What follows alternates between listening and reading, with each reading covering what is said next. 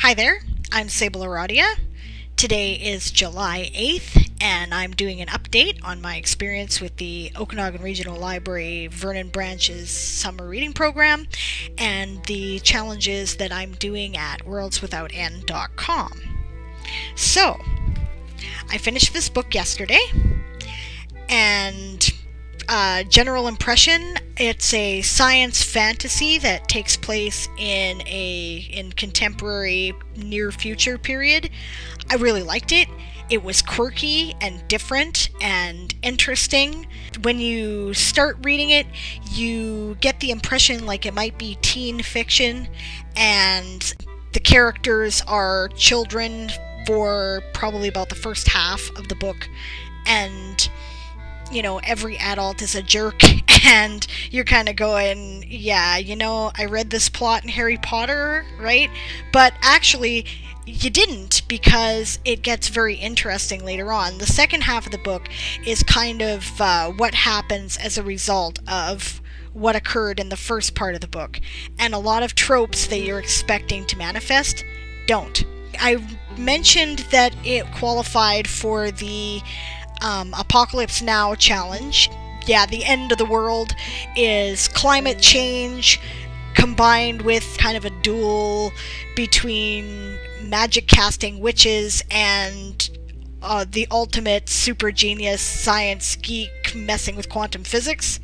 So that doesn't really tell you anything, so no spoiler there, but it's different. It's kind of cool. It also qualifies for Women of Genre Fiction, obviously, and it also qualified, a lot of people were reading it for the LGBTQ Speculative Fiction Challenge. I'm not really sure why. There's not a lot of powerful elements of LGBTQ stuff in there. There is some. One of the protagonists is bisexual, but it's kind of mentioned casually. It's not dwelled upon. There was a significant supporting character whose name was Taylor, who was of uncertain gender. So other than that, didn't really say anything, so I assume that Charlie Jane Anders must be an LGBTQ author. But I don't really know. So, there you go. Now turning to my bingo card here. All the Birds in the Sky counts as a book that has a child as the protagonist, because that was true for about half of the book. And it also, I have learned, counts as a book that was published this year. See? I'll show you. I've got...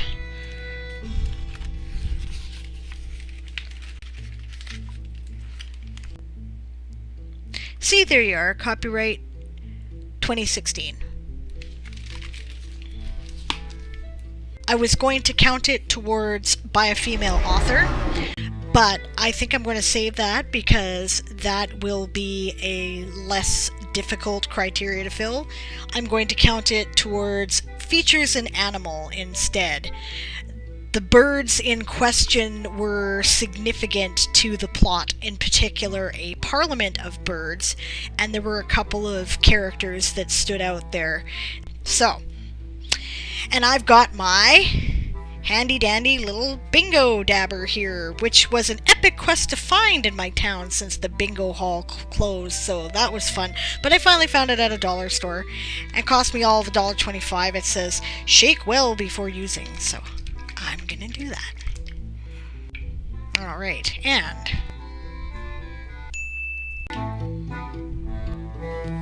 published this year.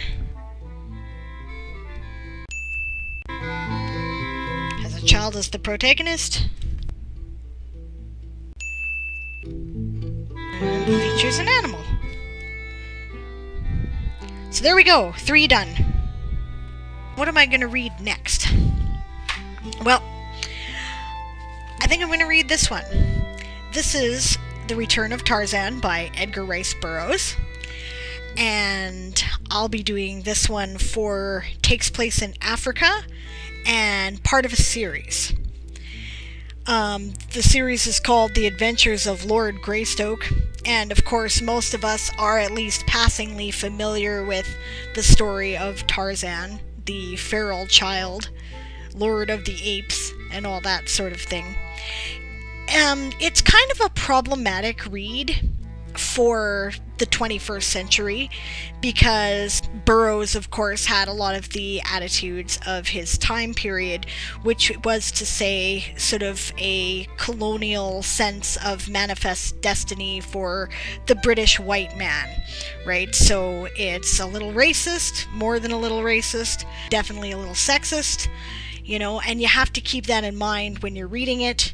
I know a lot of modern readers are kind of opposed to reading that sort of thing, but at the same time, I think that you have to keep in mind the standards of the time, and if anything, view it as encouraging that we don't think this way anymore. Also, the thing about it is that books like this that have become classics, regardless of what may be problematic with them, is that they founded a lot of things that we consider to be tropes.